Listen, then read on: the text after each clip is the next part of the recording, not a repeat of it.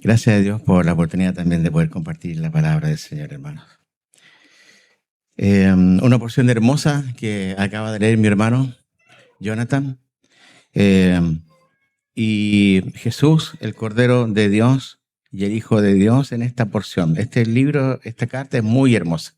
Este Evangelio de Juan es muy hermoso. Tiene mucho para sacar y entonces vamos a tratar parte solamente, pero da para mucho. Dice la Escritura que Jesús es conocido como el Cordero de Dios, también es conocido como el Hijo de Dios y también tiene otros nombres más, como aquellos que se cantaron en la primera alabanza que entonamos. Y acá hay dos Juanes en esta historia que yo quiero que separemos para que no nos confundamos.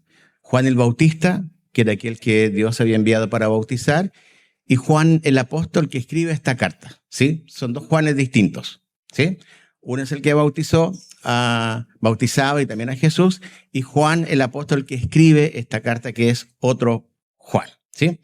Bien.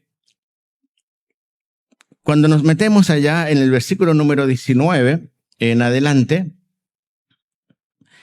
hay algo muy interesante ahí, porque se le pregunta a Juan quién era él o qué era él, ¿sí?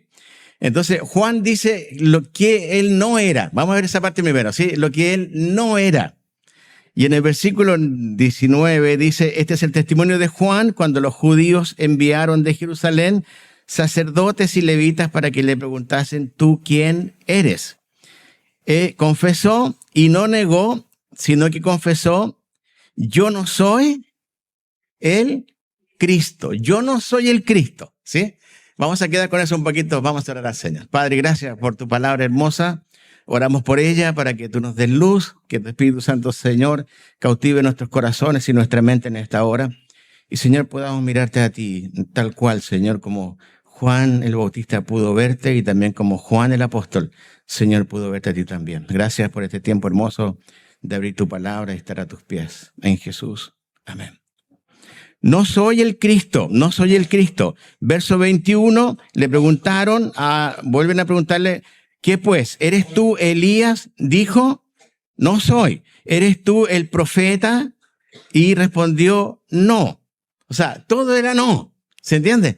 ¿Eres tú? No soy. Yo no soy el Cristo. Yo no soy Elías. Yo no soy el profeta. Ellos esperaban al profeta. Quizás al Mesías, a Moisés, a Samuel, etcétera. Pero él dijo, no soy. Él dice que no era digno. ¿Sí? Primero está hablando de parecerse a alguien, que fuera alguien, pero en la cuarta cosa que él dice, no soy digno, y eso quiero que lo guardes por favor en tu corazón y en tu mente. Ahora Juan va a decir qué es lo que él era. ¿Qué es lo que él era realmente? Verso 22. Le dijeron, pues, ¿quién eres? Para que demos respuesta a los que nos enviaron, ¿qué dices de ti mismo? Esto era porque Juan bautizaba.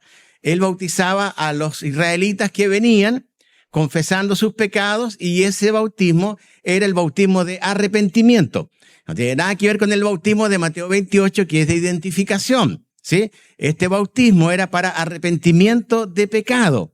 Mientras que el bautismo de identificación que hay en Mateo 28, el que te bautizaste tú y yo, es para identificarnos con la muerte de Cristo, ¿cierto? Cuando nos metemos al agua y con la resurrección de Cristo cuando ascendemos del agua. Por lo tanto, en este bautismo de Juan, no estaba todavía Cristo muerto, Cristo no había ni muerto ni resucitado. Entonces, este bautismo que él hacía, Juan, era para mostrar que se estaban arrepintiendo de sus pecados. Cuando tú y yo nos bautizamos, ya estamos arrepentidos, nos bautizamos porque ya somos salvos, ¿sí? Entonces, esto en la cabeza de la gente era, ¿pero por qué está haciendo esto? ¿Por qué él hace esto de que la gente se arrepienta y ocupa el agua? Bueno, le dijeron, pues, ¿quién eres? Verso 22, para que demos respuesta a los que nos enviaron. ¿Qué dices de ti mismo? Y dijo, yo soy la voz de uno que clama en el desierto, enderezad el camino del Señor, como dijo el profeta Isaías. Ahí Juan lo que dice de una forma clara es, yo lo que soy es simplemente una voz. Simplemente una voz. Soy una voz que clama. Si quieren saber quién soy yo, qué es lo que hago, soy alguien que simplemente usa su voz para clamar en el desierto. Verso número 26 dice, Juan le respondió diciendo, yo bautizo con agua, mas en medio de vosotros está uno a quien vosotros no conocéis. Entonces él hacía dos cosas. Una cosa era simplemente usar su voz para proclamar algo, y la segunda cosa que él hacía era bautizar, ¿sí? Era bautizar. Ahora, en ese sentido, Juan, cuando uno ve a este Juan Bautista hablando, vamos a ir al mensaje. ¿Qué es lo que él decía? ¿Por qué causaba esto tanto escozor en el pueblo judío, en los líderes judíos, que este hombre bautizaba? ¿Qué estaba haciendo allí? Pero también el mensaje que él tenía. Vamos a ir al versículo 23. Él tenía, antes de que Cristo apareciera, para empezar su ministerio, verso 23 dice, dijo, yo soy la voz de uno que clama en el desierto, y el mensaje comenzaba diciendo, enderezad el camino del Señor. Como dijo el profeta Isaías, enderezad el camino del Señor. Esto es lo que Juan decía a los israelitas. Enderecen el camino del Señor. Prepárense para esta llegada de esta persona. En el verso número 26, Juan no dice todavía quién era esta persona. Dice Juan, le respondió diciendo, yo bautizo con agua, mas en medio de vosotros está uno a quien vosotros no conocéis. Está hablando de alguien que ya estaba en medio de ellos, pero ellos no sabían quién era esta persona. ¿Sí? Juan estaba hablando, daba un mensaje de alguien que la gente no sabía que ya estaba ahí, esa persona tan importante. Pero en el verso 31, Juan también dice, Juan el Bautista dice, y yo no le conocía. O sea, Juan tampoco lo conocía. O sea, él hablaba de alguien que no conocía. ¿Me explico? Él preparaba el mensaje de alguien que él no conocía. Y decía a la gente que tenía que arrepentirse, que el camino debía prepararse porque alguien iba a venir. Y este alguien no lo conocía ni los israelitas, no lo conocía Juan el Bautista, pero ya estaba en medio de ellos. Y dice acá el verso 27, voy a colocarlo en la contraposición. Este es el que viene después de mí, el que es antes de mí, del cual yo no soy digno de desatar la correa del calzado. Entonces, si yo no soy digno de desatar la correa del calzado de alguien, la persona que tengo enfrente de mí, ¿qué es? Digno. Yo soy el indigno, él es el digno. ¿Se da cuenta, verdad? Entonces, lo que está diciendo Juan, su mensaje era, hay que venga a preparar el camino para alguien, este alguien ya está en medio, ustedes no lo conocen, yo no lo conozco, pero sé que es digno, sé que es digno. Ahora, todo esto ocurre, según el versículo 28, en Betábara, al otro lado del Jordán. En los versículos del 1 hasta el versículo 18, tú vas a ver a Jesús de distintas maneras. Como Dios, como Salvador, como Creador, como Eterno, como luz verdadera, que en Él estaba la vida, que Él podía ser recibido por fe para salvar al hombre pecador, para ser adoptados como hijos de Dios. Un Dios encarnado, un Dios habitando en su pueblo, es lo que ves en el capítulo número 1, de los versículos 1 al 18. En esta porción del versículo 19 en adelante, tú ves el medio que Dios va a utilizar para la salvación del hombre. Y en esto vamos a centrarnos en estos versículos que tenemos delante de nosotros. Juan había dicho esto. Viene alguien. Ustedes no lo conocen, yo no lo conozco.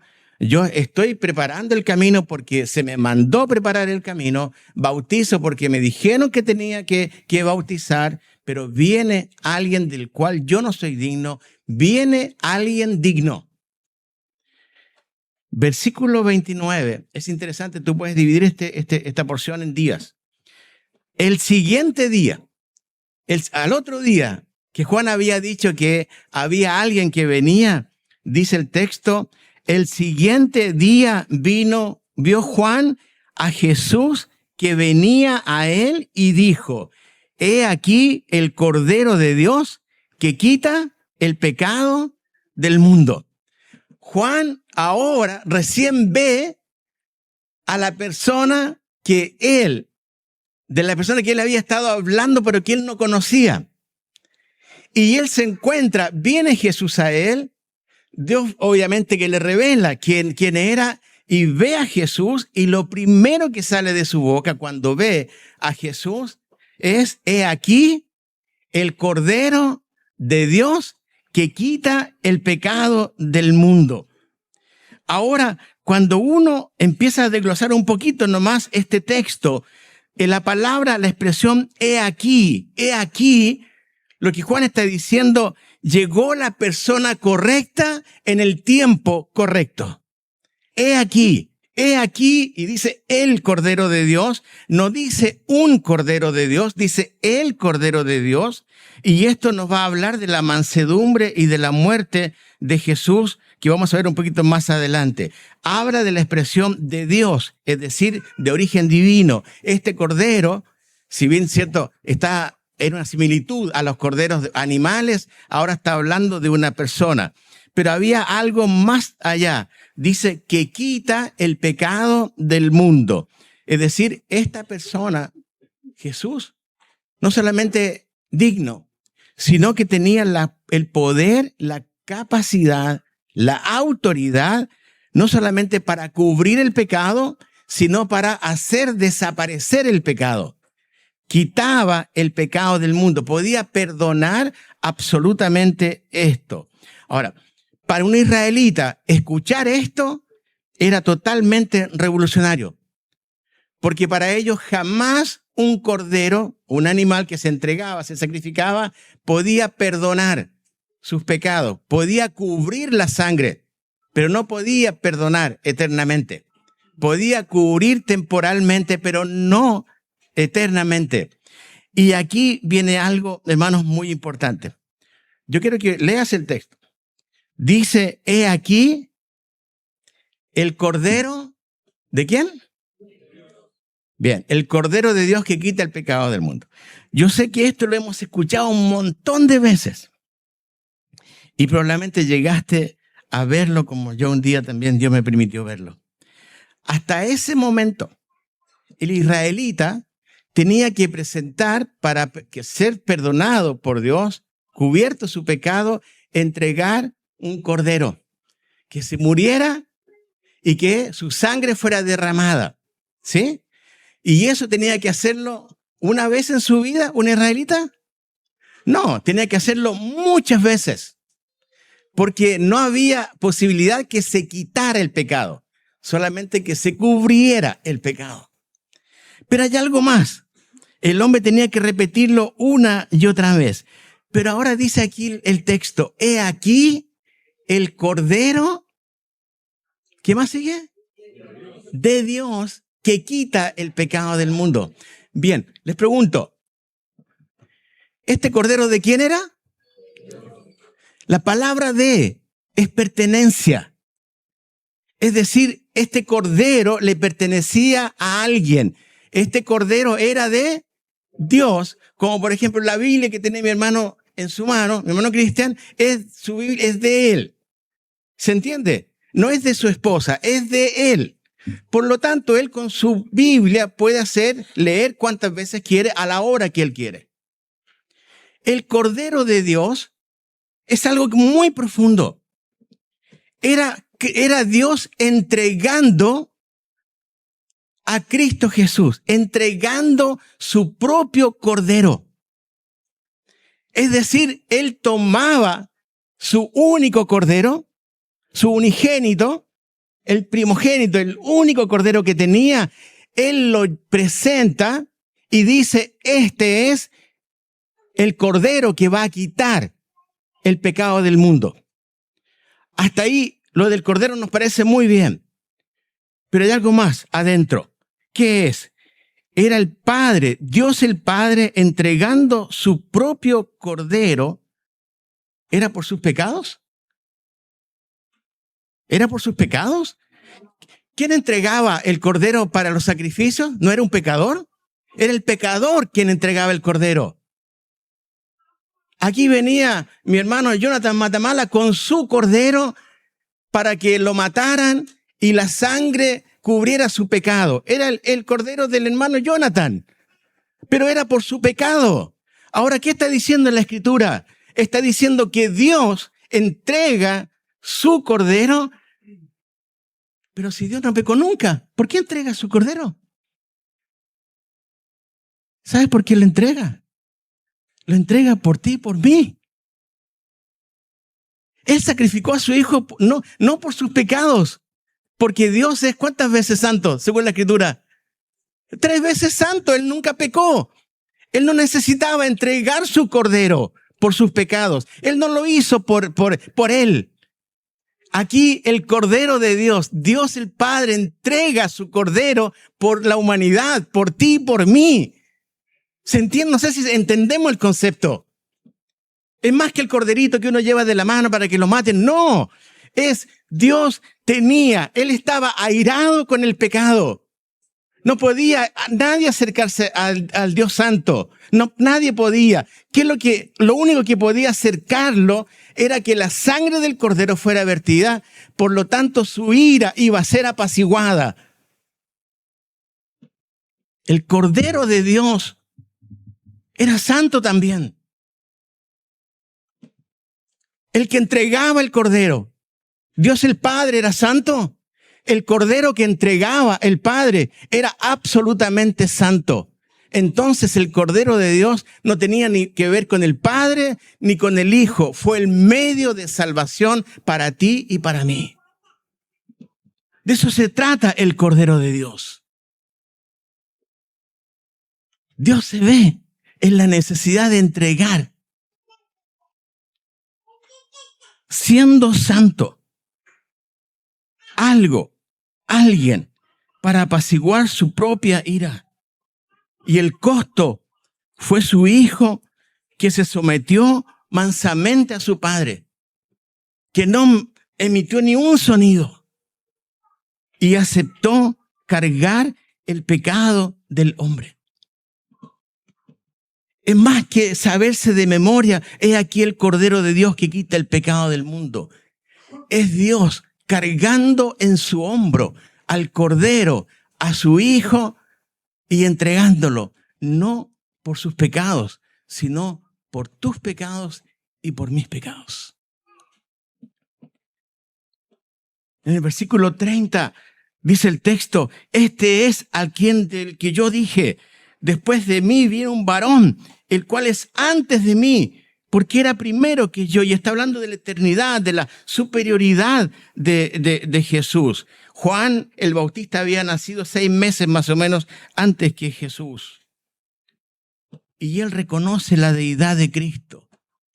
En Juan 1:1, ¿cierto? Leemos eso. En el principio era Dios, el verbo era con Dios, ¿cierto? Y era Dios. No solamente eso, sino era parte de la Trinidad. Mira el versículo 33. Dice el texto, y yo le conocía, pero el que me envió, dice Juan el Bautista. ¿Quién lo envió? Dios el Padre.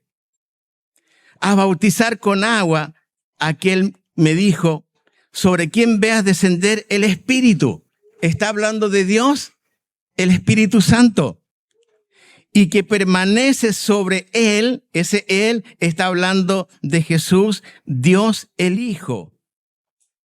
Ese es el que bautiza con el Espíritu Santo. En el solo versículo vas a encontrar la Trinidad completa. El Padre enviando al Hijo, el Padre enviando al Hijo y el Hijo allí, ¿cierto? Con la llenura o con la presencia del Espíritu Santo en su vida. Dios Padre, Dios Hijo, Dios Espíritu Santo. Entonces la salvación, queridos, jamás puede ser del hombre. ¿Se entiende? Jamás puede ser del hombre. Jamás podemos plantarnos como con la posibilidad de que yo pudiera ser salvo porque soy medio bueno. No existe algo así. Por eso Juan dice, no soy digno. No soy digno ni de desatar. Hijo de Dios, dice el verso 34 al final, y yo le vi y he dado testimonio de que este es el Hijo de Dios. Cordero de Dios, el Hijo de Dios. Dios llevando a su Hijo al matadero. Eso es, he aquí el Cordero de Dios. No por los pecados del Padre, sino para que tú y yo pudiéramos ser salvos y tener la posibilidad de perdón eterno. El Cordero. ¿Desde cuándo que fue sacrificado el Cordero? Y saben, hay dos fechas. Desde la cronología humana, ¿cuándo fue muerto el Cordero? ¿Cuándo fue sacrificado el Cordero? En la cruz. Más o menos año 33 por allá después de Cristo. Hay cierta discrepancia, pero más o menos 33 después de Cristo. Pero hay otra cronología. Es la cronología divina. Y yo quiero llevarte a esto, porque esto de la salvación, hermanos, es muy profundo y es muy rico saberlo. Primero, saber de que Dios entregó a su Hijo, no por sus pecados, sino por los nuestros. Y lo otro es, ¿desde cuándo realmente fue inmolado, sacrificado el Hijo de Dios? Cristo muere en la cruz, lo sabemos en Juan 19:30, porque dice, cuando Jesús hubo tomado el vinagre, dijo, consumado es, y habiendo inclinado la cabeza, entregó el Espíritu. Ese fue el momento clave. Pero déjame ir a la Escritura y mostrarte algo importante. 30 años después de haber sido escrita la carta, el Evangelio de Juan, Dios inspira a otro apóstol, el apóstol Pedro. Y el apóstol Pedro nos dice lo siguiente en Primera de Pedro 18 al 20. Y estos pasajes, hermanos, es muy interesante porque tienen que ver con la cronología divina. ¿Desde cuándo Dios pensó en la salvación del hombre? ¿Desde cuándo? Algunos creen que Dios fue reactivo, es decir, reaccionó en Génesis cuando el hombre peca, entonces como que Dios dijo, hay que hacer algo por el hombre. ¿Sí? Como que Dios ahí como que se vio en la encrucijada y trató de armar un plan redentor ahí. Mira lo que dice 1 de Pedro, versículo 1, 18 al 20. Sabiendo que fuisteis rescatados de vuestra vana manera de vivir, la cual recibisteis de vuestros padres, no con cosas corruptibles como oro o plata, sino con la sangre preciosa, rescatados, redimidos con la sangre preciosa de Cristo, como de un cordero sin mancha y sin contaminación, versículo 20, ya destinado, ¿desde cuándo? Desde antes de la fundación del mundo, es decir, desde antes de la creación de la tierra, desde antes del pecado. Ya el Cordero estaba, el texto lo dice, ya destinado, pero manifestado en los postreros tiempos. ¿Cuáles son los postreros tiempos? Cuando Cristo muere en la cruz. Fue destinado antes de la fundación del mundo, o desde la fundación del mundo, ¿cierto? Pero cuando se materializa su muerte, el efecto es en la cruz del Calvario en el año 33 después de Cristo. Entonces, la pregunta teológica, ¿cierto? Es, ¿desde cuándo que el hombre es salvo? Y tú tienes una fecha y yo tengo una fecha, ¿cierto? Ahora, esa es la fecha nuestra. Pero ante Dios, la fecha es mucho antes. Porque el Cordero que vio Juan, que quitaba el pecado del mundo, fue manifestado, vino ahí para morir. Pero Dios ya en su mente, en su corazón, tenía, Él van a creer. Ya destinado desde antes de la fundación del mundo, pero manifestado en los postreros tiempos, y dice el texto, ¿por qué Dios lo hizo? Por amor de vosotros. Y ahí entendemos este pasaje hermoso en Jeremías 31:3, con amor eterno te he amado. Allá está la clave. Dios pensó en ti, hermano y hermana, y en mí, no cuando estábamos en el vientre de la mamá. Pensó desde la eternidad en nosotros. Y sabía que iba a existir el día, ¿cómo estamos hoy día? 26 de julio, cuando había hombres y mujeres redimidos que habían conocido al Cordero y que su culpa había sido quitada. Llegamos a esto por amor, entregó Dios al Cordero, a su Cordero. Ahora, ¿qué pasó 60 años después de que Juan vio? 30 años después, Pedro dice, ahora esto ocurre mucho más atrás. Se manifiesta en el año 33. Pero mira lo que dice 60 años después, en el año 95, 96, el mismo Juan que escribió el Evangelio de Juan, escribe 60 años después algo muy, muy hermoso acerca de Jesús. Apocalipsis 13:8. Y le adoraron todos los moradores de la tierra, cuyos nombres no estaban escritos en el libro de la vida. ¿De quién? Del Cordero. El libro de la vida del Cordero que fue inmolado o que fue sacrificado. ¿Qué dice el texto? ¿Desde cuándo? Desde el principio, desde la fundación del mundo. Entonces lo que para nosotros fue algo en este momento, Dios ya lo había pensado mucho tiempo antes. Hermano, este es Dios. Este es Dios. Es un Dios que se reveló a través de la Escritura. Y aquí tenemos episodios en el año 33 más o menos, en el año 60 y tantos y ahora en el año 90 y tantos después de Cristo, hablándonos de este mismo evento. El Cordero fue sacrificado desde el principio del mundo. Ahora nos encontramos con un problema. La indignidad del hombre y toda la creación. Y así ahora acompáñame a Apocalipsis capítulo 5. Porque el hombre nunca va a ser digno ante Dios. No es por hacer obras, no es porque hagamos algo bueno. Mira el versículo 1 de capítulo 5. Está hablando Juan. Juan es el apóstol, es una visión. Juan fue el apóstol, fue el amado de Dios, ¿cierto? Fue uno de los 3 que estuvo con Jesús. Y mira lo que dice el versículo 1. Y vi en la mano derecha del que estaba sentado en el trono un libro escrito por dentro y por fuera, sellado con 7 sellos.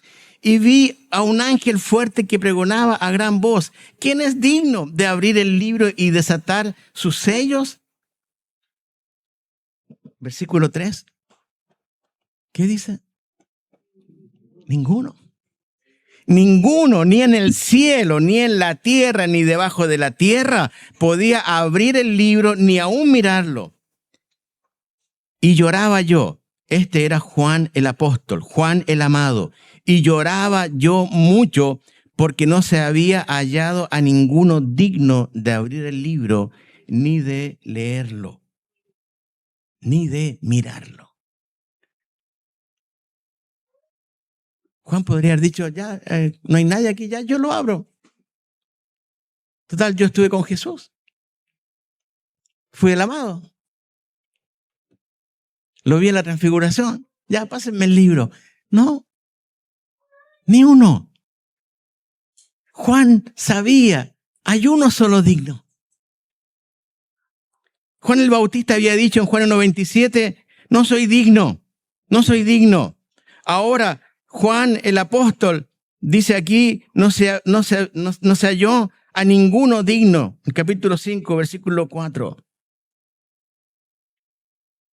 Aunque Juan tenía un muy buen testimonio de Jesús. Muy buen testimonio. De Juan. Nadie en la tierra era como Juan. Pero Jesús aclaró algo. Pero nadie en el cielo. Todos los que están en el cielo son mayores que Juan. Lucas 7:28. Y viene la solución. Y te quiero hablar de la dignidad de Cristo. Versículo 5, versículo 6. Y uno de los ancianos me dijo, no llores, no llores. He aquí que el león de la tribu de Judá, la raíz de David, ha vencido para abrir el libro y desatar sus 7 sellos. Y miré y vi que en medio del trono y de los 4 seres vivientes y en medio de los ancianos estaba en pie un cordero como inmolado, sacrificado, que tenía 7 cuernos y 7 ojos, los cuales son los 7 espíritus de Dios enviados por toda la tierra. Había solamente uno que podía abrir este libro en el cielo, que los teólogos no saben qué contiene ese libro. Pero había uno solo digno para hacerlo: Jesús.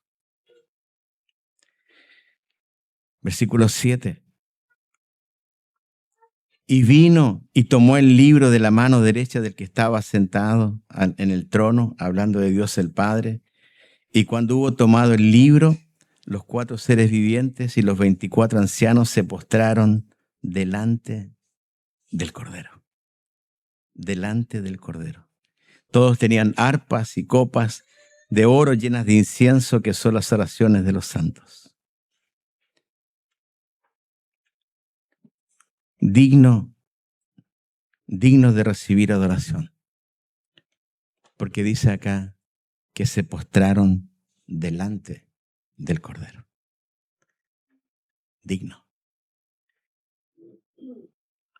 Y uno se pregunta cuál entonces es la actitud de un cristiano delante de Dios, delante del Cordero. Y aquí está una forma. Digno de recibir adoración. Es digno de la alabanza por su redención. Mira lo que dice el versículo 9. Y cantaban un cántico, un nuevo cántico, diciendo, digno eres de tomar el libro y de abrir sus sellos, porque tú fuiste inmolado, sacrificado, y con tu sangre has redimido para Dios de todo linaje y lengua y pueblo y nación. Esto es el alcance del Cordero. Vayan y hagan discípulos hasta lo último de la tierra, fue su mandato. Y acá vemos parte del mandato cumplido, de todo linaje, de toda lengua, pueblo y nación. Digno de alabanza por su redención. Verso 9, en el mismo texto, digno de alabanza por su muerte y redención. Tú fuiste inmolado, con tu sangre nos has redimido para Dios. Digno de hacernos reyes y sacerdotes. Verso 10, y nos has hecho para nuestro Dios reyes y sacerdotes, y reinaremos sobre la tierra. Único digno de una adoración magnífica, multitudinaria. Verso 11, y miré y oí la voz de muchos ángeles alrededor del trono, y de los seres vivientes y de los ancianos, y su número era, ¿cuánto? Millones de millones. Digno absoluto Jesús de todo. Verso 12, que decían, estos millones de millones, ¿qué decían? Decían a gran voz, el Cordero que fue inmolado es digno de tomar el poder, la riqueza, la sabiduría, la fortaleza, la honra, la gloria y la alabanza. Cristo es el único digno de recibir adoración eterna de toda su creación. Versículo número 13. Y todo lo creado que está en el cielo y sobre la tierra y debajo de la tierra y en el mar y todas las cosas que en ellos hay, oí decir al que está sentado en el trono y al Cordero sea la alabanza, la honra, la gloria y el poder por los siglos de los siglos. Este es digno. Cristo es digno. Y la iglesia tiene que levantar el nombre de Cristo. Y el creyente tiene que levantar el nombre de Cristo. Porque Él es digno. Porque el único que es digno es Él. Es digno de recibir una eterna adoración en humillación y en gratitud. Verso 14. Los 4 seres vivientes decían amén. Y los 24 ancianos se postraron sobre sus rostros y adoraron al que vive por los siglos de los siglos. Se postraron, lo adoraron a Dios, al que vive por los siglos de los siglos.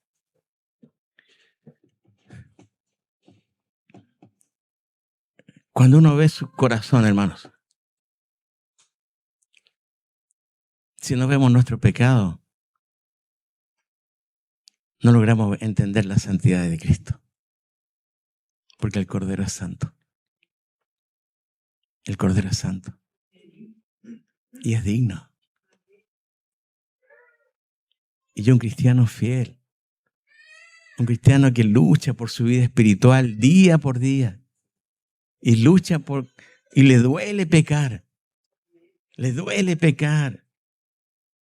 va a buscar el rostro del único que es digno. El creyente va a querer salir de sus pecados, porque sabe que eso está dañando su comunión con el único digno. Ese único digno que murió para Dios ya desde antes.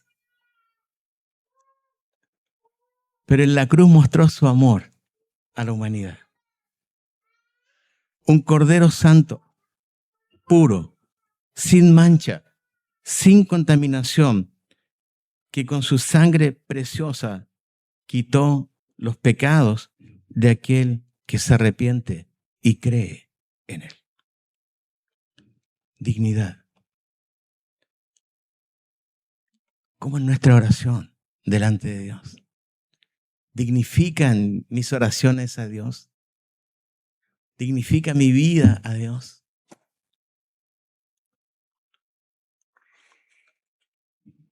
Verso 35.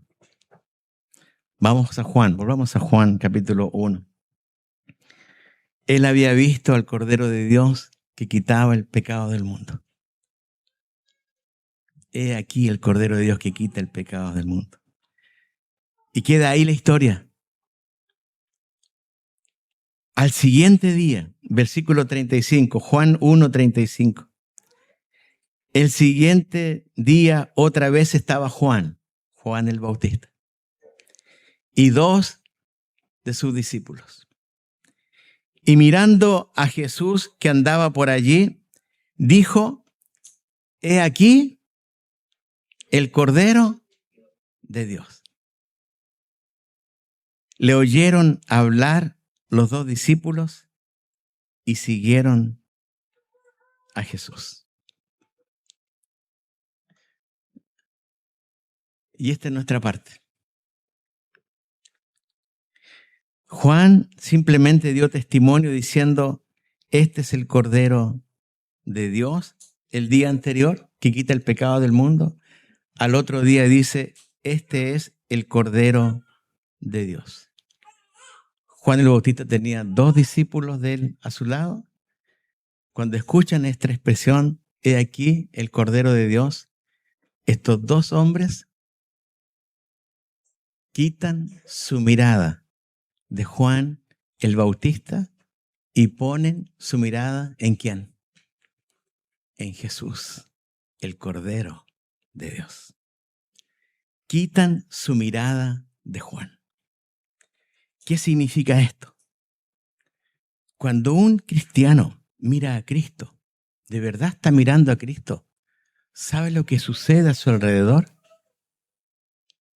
La gente empieza a mirar a Cristo. Juan el Bautista en ningún momento dice, no, pero tranquilo, no se vayan todavía. No. Él dice, ahí está la solución, ahí está el único digno. Sus discípulos escuchan aquí el Cordero y dejan a su maestro. Esto hace un verdadero cristiano y un verdadero líder. Dejan que la gente mire a Cristo.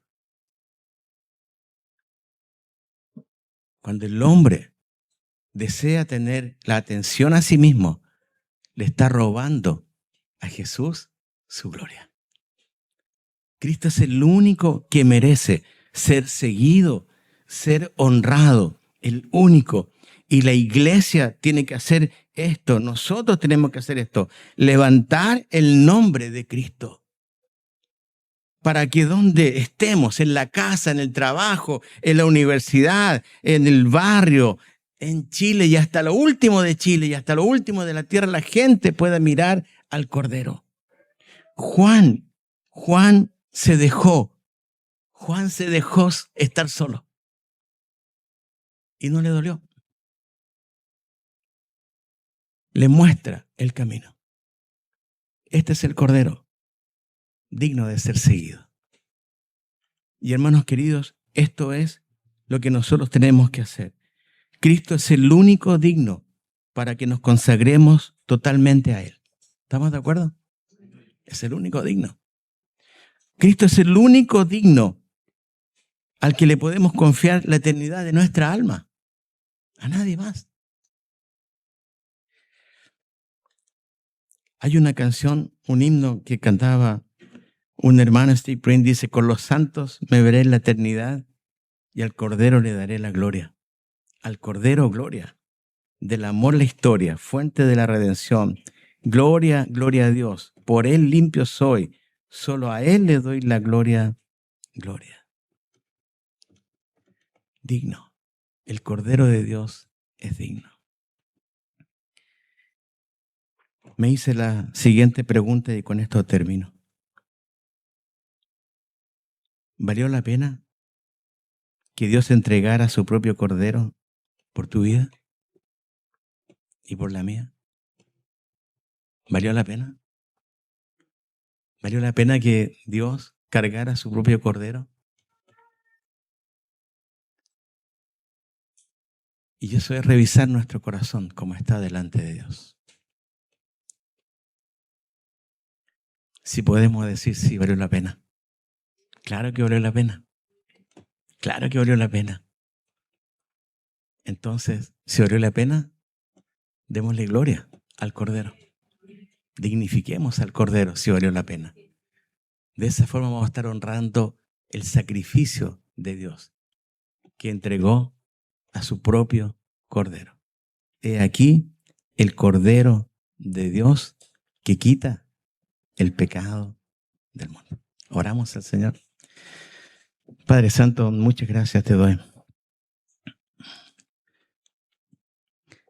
Porque cuando entendemos que tú entregaste a tu Cordero, no por tus pecados, porque no tenías ni uno solo como Dios Padre, pero era necesario que el Cordero muriera para entregar su vida y su sangre preciosa por nosotros.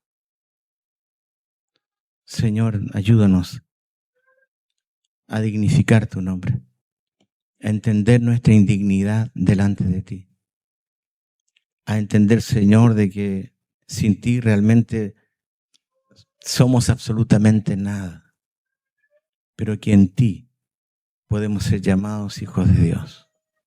Señor, muchas gracias por Cristo. Muchas gracias porque así como Dios el Padre era santo, también tú, Señor, fuiste santo. Y entregaste tu vida y tu sangre por la iglesia.